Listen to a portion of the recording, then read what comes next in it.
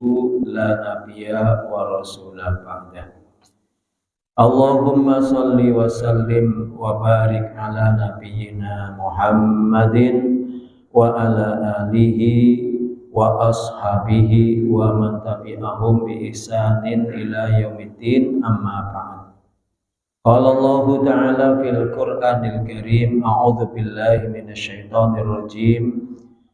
Ya ayyuhan nasu taqu rabbakumul ladzi khalaqakum min nafsin wahidah wa khalaqa minha zawjaha wa bassa minhuma rijalan katsiran wa nisaa'a wattaqullaha alladzi tasaaluna bihi wal arham innallaha kana 'alaikum raqiba.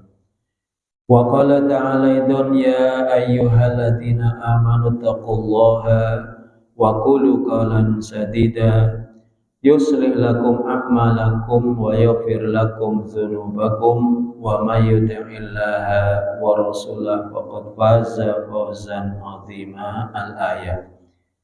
Hadirin wal hadirat, Bapak, Ibu, saudara-saudara jamaah Masjid Abu Bakar As-Siddiq yang dimuliakan Allah Subhanahu wa Ta'ala. Alhamdulillah, kita bersyukur kehadirat Allah Subhanahu wa Ta'ala, Allah yang memberikan banyak nikmat dalam kehidupan kita, sehingga di pagi hari ini kita sudah kembali bisa beribadah kepada Allah Subhanahu wa Ta'ala, yang mudah-mudahan setiap rangkaian ibadah kita itu menjadi amal yang terbaik bagi kita untuk nanti kita kembali kepada Allah Subhanahu wa Ta'ala. Salawat dan salam tak lupa tercurahkan untuk junjungan kita baginda mulia Nabi Agung Nabi Muhammad Sallallahu Alaihi Wasallam. Bapak Ibu yang dimuliakan oleh Allah Subhanahu wa Ta'ala, pada pagi hari ini kami akan menyampaikan firman Allah Subhanahu wa Ta'ala yang ada di surat At-Taubah ayat yang ke-34 dan juga ayat yang ke-35. Ayat ini berkaitan, yang pertama, dengan orang-orang Yahudi dan Nasrani, terutama orang alim di kalangan Yahudi dan juga pendeta-pendeta di kalangan Nasrani. Bagaimana mereka itu memakan harta, tetapi dengan cara yang batil. Walaupun khitabnya ditujukan kepada orang-orang alim Yahudi, pendeta Nasrani, tapi juga berlaku untuk kita, supaya kita waspada dalam hal mendapatkan harta. Apakah kita termasuk orang-orang yang hati-hati dalam mendapatkan harta? Tentu kalau kita adalah memilah dan memilih, mengusahakan bagaimana harta yang kita dapat itu adalah harta yang halalan thayyiban. Tidak kita harapkan harta yang kita dapatkan adalah dengan cara-cara yang batil, apalagi sampai menjual agama untuk mendapatkan harta. Kemudian yang kedua, Bapak Ibu yang dimuliakan oleh Allah Subhanahu wa taala, berkaitan dengan masih orang-orang Yahudi, orang-orang Nasrani yang menghalang-halangi dari jalan Allah Subhanahu wa taala. Dan itu akan terjadi sampai hari kiamat, di mana propaganda agar kita jauh dari jalan Allah Subhanahu wa taala akan terus dilakukan dengan berbagai macam cara. Lebih-lebih saat ini di mana media sosial itu menguasai, mempengaruhi sendi-sendi kehidupan kita. Semakin kesini orang malas untuk beribadah ya karena medsos. Orang malas untuk ada di majelis ilmu, menguatkan agamanya ya karena medsos, termasuk pergaulan dan seterusnya.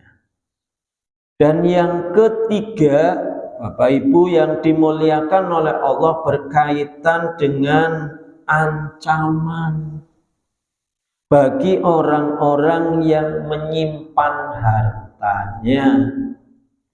Bahkan lebih spesifik lagi, yaitu emas dan perak yang tidak dikeluarkan zakatnya, di mana saat ini setiap hari selalu mengikuti perkembangan harga emas, karena memang menyimpan emas bagi yang menyimpannya, ya kan, bagi yang menyimpannya.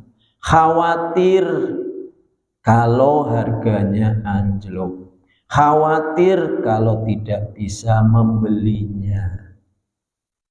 Sementara Allah Subhanahu wa taala itu memberi berita dengan azabnya bagi orang-orang yang menyimpan harta emas peraknya tapi enggan untuk menunaikan zakat. Allah Subhanahu wa taala berfirman, A'udzu billahi minasyaitonir rajim. Bismillahirrahmanirrahim. Ya ayyuhalladzina amanu inna katsiran minal ahbari warruhbani layakuluna amwalan nasi bil batili wa yasudduna an sabilillah walladzina yaknizuna dzahaba wal fiddata wala yunfiqunaha fi sabilillah fabashirhum bi azabin alim. Al-ayah Shadaqallahul Adzim. Yang pertama, Bapak Ibu, ayat ini ditujukan kepada orang-orang yang beriman. Ya ayyuhalladzina amanu, ya, wahai orang-orang yang beriman. Apa yang diingatkan oleh Allah Subhanahu wa taala? At-tahdzir min ulama issu'i wa ibadid dhalali, Yang diingatkan itu akan tingkah laku dari inna kasirom minal akhbari waruhban. Sesungguhnya kebanyakan dari orang alimnya Yahudi, rahib-rahib, ya, waruhban, dan juga pendeta-pendeta Nasrani, benar-benar mereka itu memakan harta orang ya mestinya ya berkomunikasi, berhubungan, bermuamalah dengan manusia. Memakan hartanya manusia, orang lain, bil batili, dengan cara yang batil. Inilah yang dikategorikan ulama su. Ulama su itu berarti siapa Pak Bu? Ya ulama yang nggak bener lah gitu ya. Ulama yang buruk, ahli agama, alim, walaupun yang di sini yang disebut, yang disinggung oleh Allah adalah orang alimnya Yahudi dan Nasrani, tetapi juga bisa meluas kepada orang yang dianggap alim di antara kita, termasuk dalam hal pengabdian atau penyembahan yang sesat. Nah, ulama su di sini, Bapak Ibu yang dimuliakan oleh Allah Subhanahu wa taala, itu adalah mereka yang menjual agamanya. Menjual agama itu, agama dijadikan kedok untuk memperkaya diri. Agama dijadikan kedok untuk mendapatkan keuntungan sebanyak-banyaknya. Makanya sekarang Bapak Ibu, tidak hanya sekarang sih ya kan, karena sudah dari dulu itu ada sebagian yang sering ya mempengaruhi orang-orang awam, seolah-olah yang namanya orang alim itu suci, mendatangkan barokah, mendatangkan karomah. Maka sampai kadang-kadang hal-hal yang irasional, tapi kalau itu yang menyampaikan adalah orang alim, dalam tanda kutip loh ya Bu ya, orang alim dalam tanda kutip, itu yang apa namanya, membodohi lah, seperti itu orang-orang kecil. Contoh, datang kemudian membawa air mineral, botolnya dibuka, tutupnya, kemudian diusap-usap, ya kan? Nah, rentengan tuh ngantri, kemudian nanti airnya berarti sudah mengandung apa Pak Bu? Pokoknya mengandung kekuatan, mengandung karomah, mengandung barokah, mengandung macam-macam. Di sampingnya ada kardus. Kardusnya untuk apa? Ya, bahwa sekarang yang namanya perempuan minta pipinya, mukanya dilus-elus oleh orang pinter. Bolak-balik, ya malah seneng. Iya, ada nggak Pak Bu yang gitu? Ada. Sudah orang pinternya enak ngelus-ngelus pipinya perempuan, di sampingnya sudah disiapkan apa? Kardus atau sajadah atau sorban, atau mungkin dielus-elus kepalanya. Sudah ngantri, datangnya juga harus ngengsot. Iya, datangnya ngengsot. Untung saja kemarin ada yang mengingatkan, karena sudah melampaui batas walaupun masih balita. Tapi kalau ada balita itu diciumi. Tapi kalau dicium hanya sekedar mungkin keningnya, itu masih ya bisa dikategorikan wajar loh, namanya juga balita. Tapi kalau sudah dipertemukan mulut dengan mulut, itu kan sudah berlebihan namanya. Makanya diingatkan. Belum lagi orang yang dianggap pinter, ya ini kita sekarang saja, padahal dari dulu ya sudah ada, sejak zaman jahiliyah ya sudah ada. Duduk di singgasana, ngantri satu persatu datang, ya dikomat kamiti sebentar, ya kan? Nah kemudian sambil salam apa ya? Pokoknya macam-macam lah.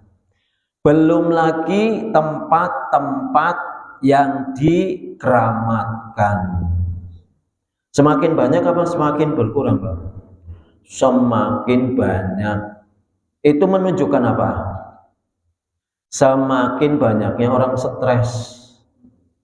Semakin banyaknya orang tidak yakin kepada Allah Subhanahu wa ta'ala. Semakin banyaknya orang putus asa.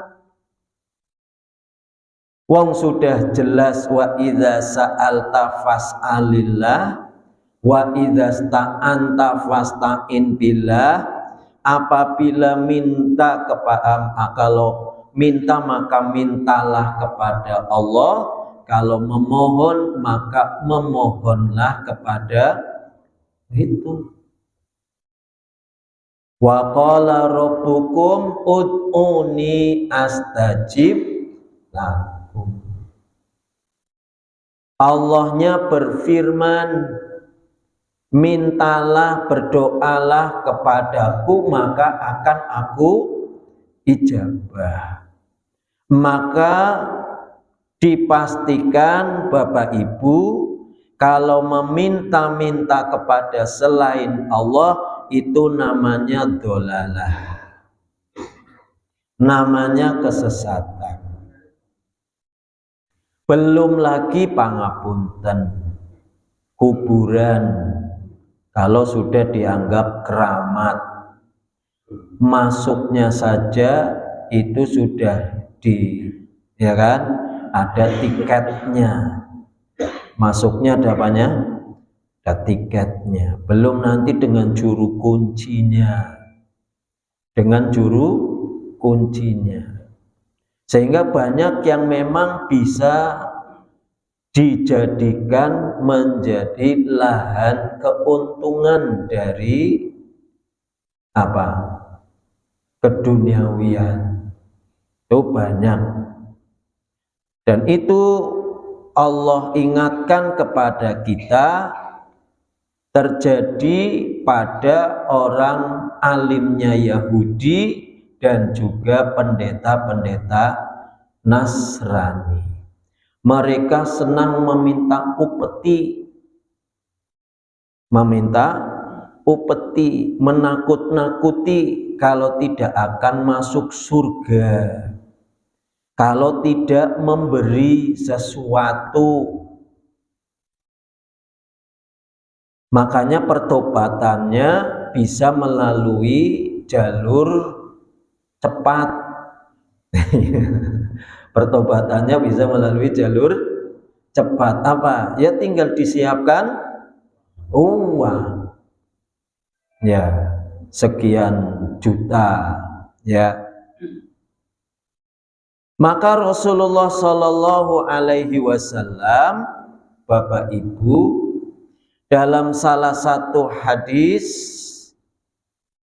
beliau menyampaikan latar kabuna sanana man kana qablakum hadwatal qudzah bil qudzah.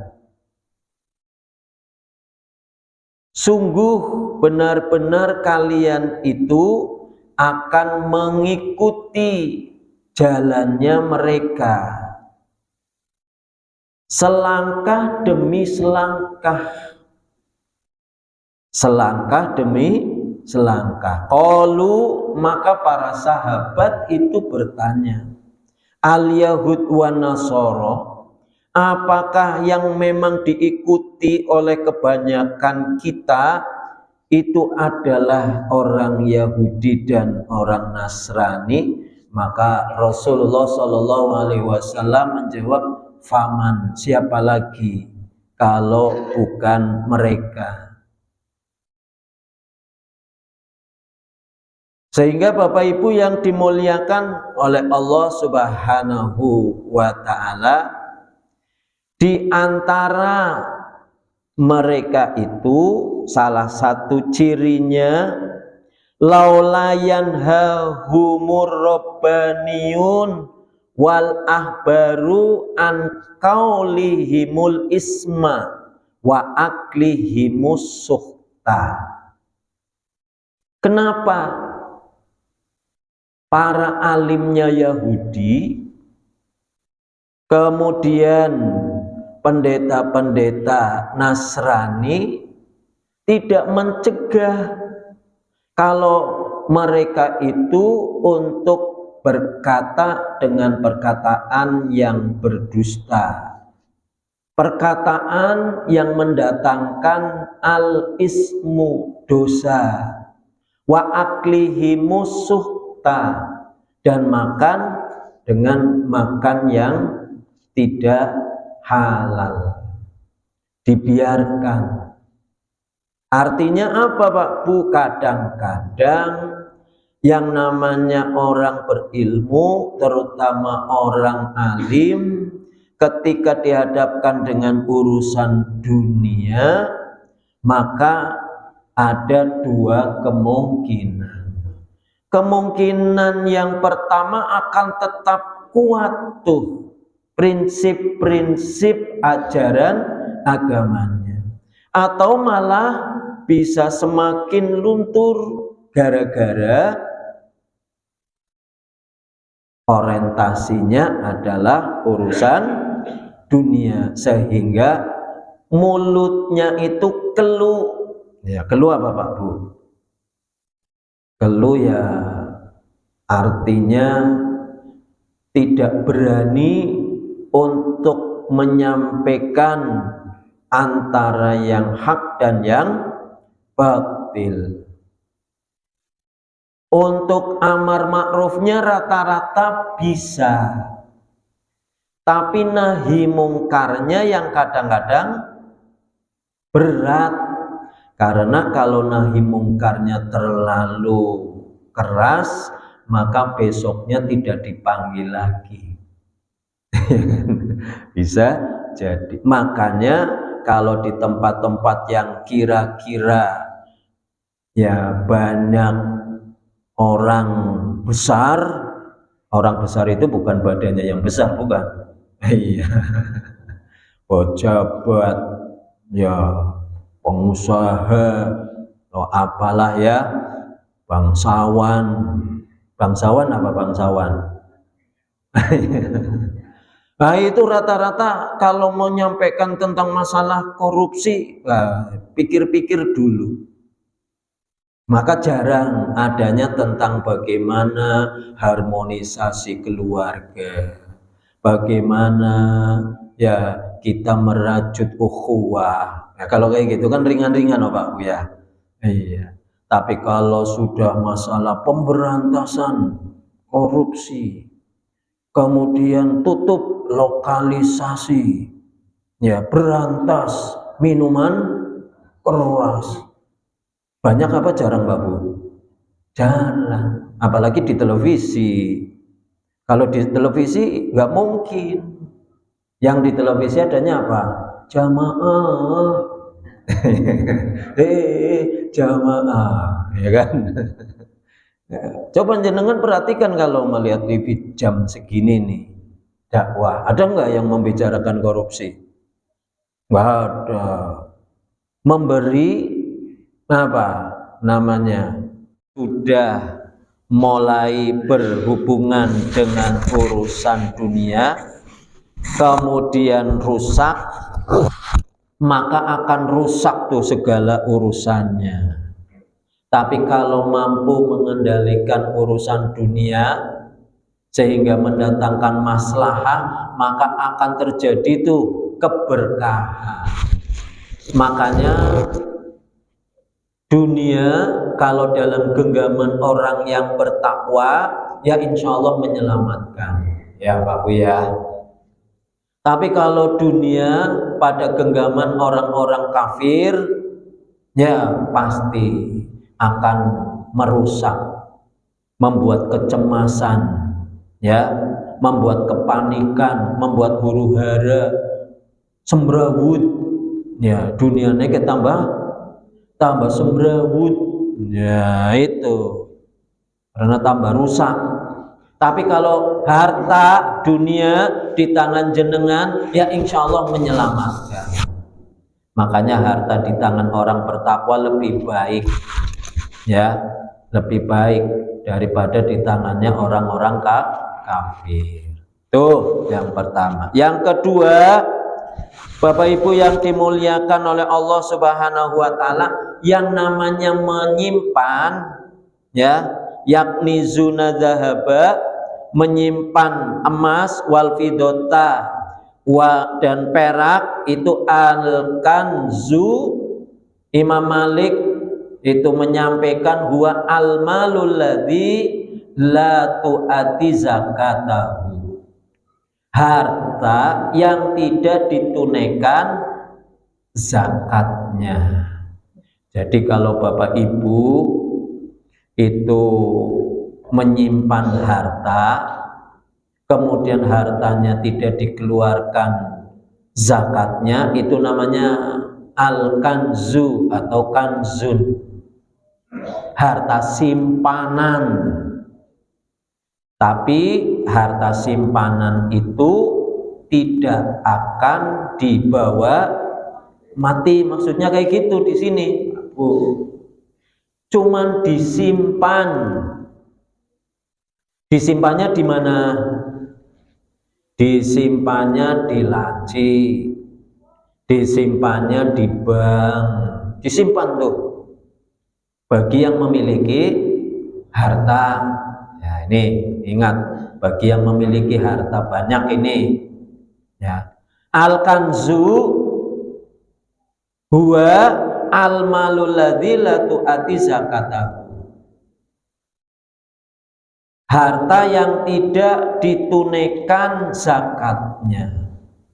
Dan saya sering menyampaikan, semakin harta yang disimpan itu banyak, maka berarti zakat yang harus dikeluarkan semakin ya banyak. Tapi kebanyakan orang semakin menumpuk harta, hartanya tambah banyak, tambah eman apa tambah pelit? Malah biasanya tambah pelit, karena digoda tuh eman-eman, ya kurang terus. Maka wa ayyuma malu lam tu'addi zakatahu fahuwa kanzun.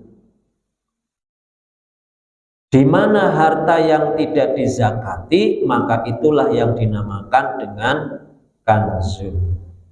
Maka di dalam surat At-Taubah ayat 103, khud min amwalihim sodakotan tutahhiruhum wa tuzakihim biha. Itu Allahnya maha kasih sayang, Pak Bu, ditunjukkan. Wahai orang-orang yang punya harta, diambil hartanya untuk dizakatkan, keluarkan zakatnya, infaknya, sodakohnya, wa anfiku fi sabilillah wala tulku bi aidikum ila tahlukah wa ahsinu innallaha yuhibbul muhsinin. Itu jelas tuh Pak Bu. Infakkan maksudnya belanjakan hartanya di jalan Allah, jangan menjatuhkan diri dalam kebinasaan, artinya jangan jadi orang pelit. Karena jadi orang pelit itu binasa di hadapan Allah Subhanahu wa ta'ala. Binasa. Salah satu muhlikatun, ada 3 golongan yang akan binasa.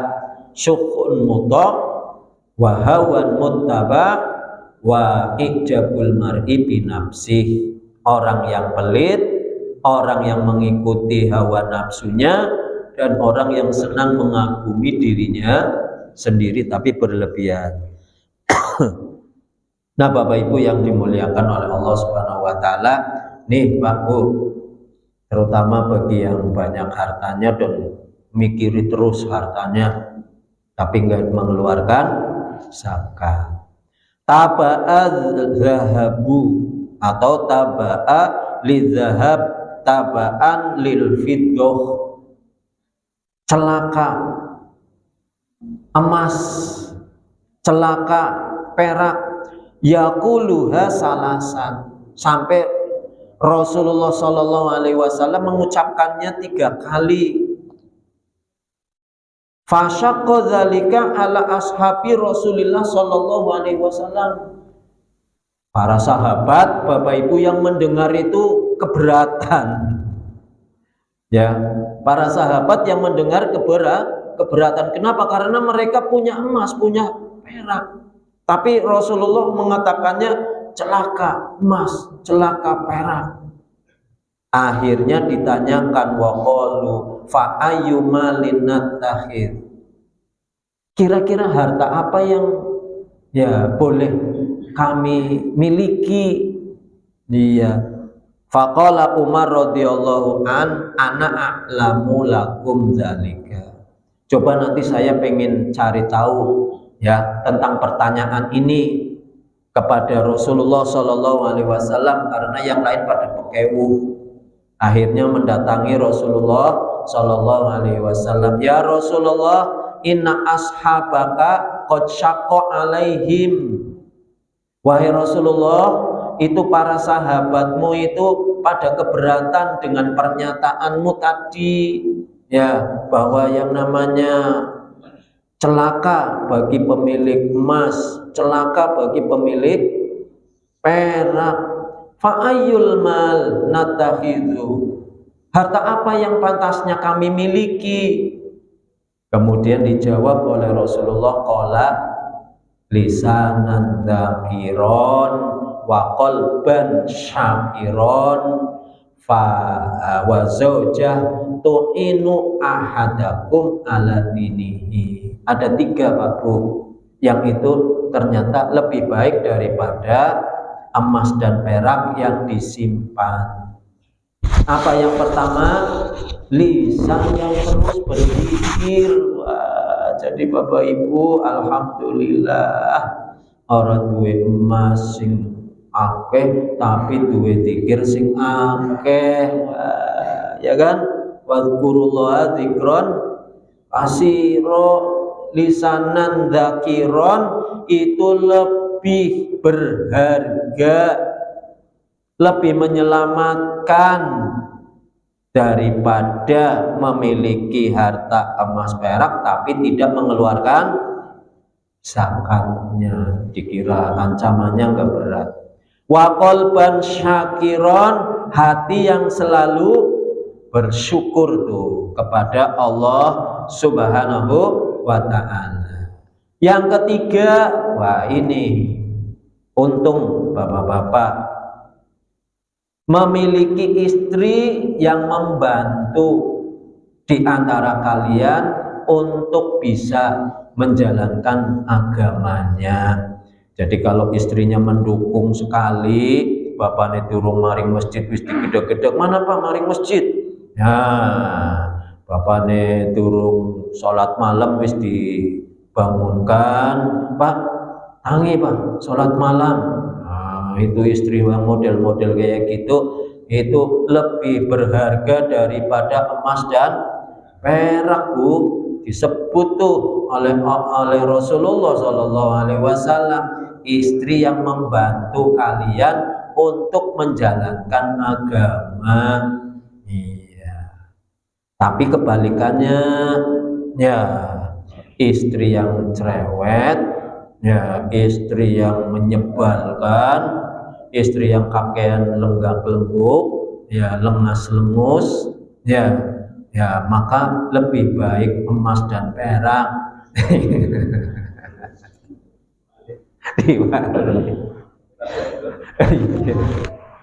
Nah, ya.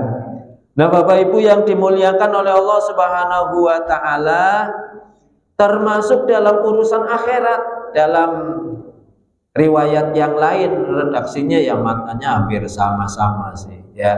Madza nadakhiru, ketika Rasulullah mengatakan taba alidhahab wal fiddah, madza nadakhiru, apa yang perlu kami simpan ya Rasulullah? Yang baik apa yang perlu kami simpan? Qala Rasulullah, lisanan dzakiron wa qalban syakiron wa zaujah tu'inu alal akhirah. Istri yang mendukung, mengajak, ya menyertai suaminya untuk bisa menyelamatkan diri dalam kehidupan akhirat atau juga fokus dalam urusan akhirat, ya. Nah, itu Bapak Ibu yang dimuliakan oleh Allah Subhanahu wa ta'ala. Makanya kalau sudah punya emas, punya perak, kok tidak menginfakkan di jalan Allah Subhanahu wa ta'ala, fabasyirhum bi'adzabin alim, beritahu mereka dengan azab yang sangat pedih. Ya, itu resikonya kalau orang itu memiliki harta banyak tapi sayang tidak mau mengeluarkan zakat, dan itu ada di surat Ali Imran kalau nggak salah ya, ayat 14-15, kaitannya dengan manusia, hasrat nafsunya untuk memiliki harta itu kan luar biasa ya. Zuyyina linnasi hubbus syahawati minan nisa'i wal banina wal qanatiril muqantara wa dhahab wal fiddah wa khailil aswati, kemudian wal an'am wal hars, zalika mataul hayatid dunya wallahu indahu husnul ma'ab. Nah, itu nanti dibaca tuh. Jadi banyak harta yang dititipkan kepada kita oleh Allah Subhanahu wa ta'ala, ya. Ada dari mulai wanitanya, ada anak keturunannya, ada harta yang banyak, emas, perak, kuda tunggangan, kuda yang terbaik, kendaraan, ya, binatang ternak, tumbuh-tumbuhan. Nah, semuanya itu bagian dari penghias kita di alam dunia, tetapi ada yang lebih baik di sisi Allah Subhanahu wa ta'ala. Demikian Bapak Ibu yang bisa kita sampaikan pada pagi hari ini.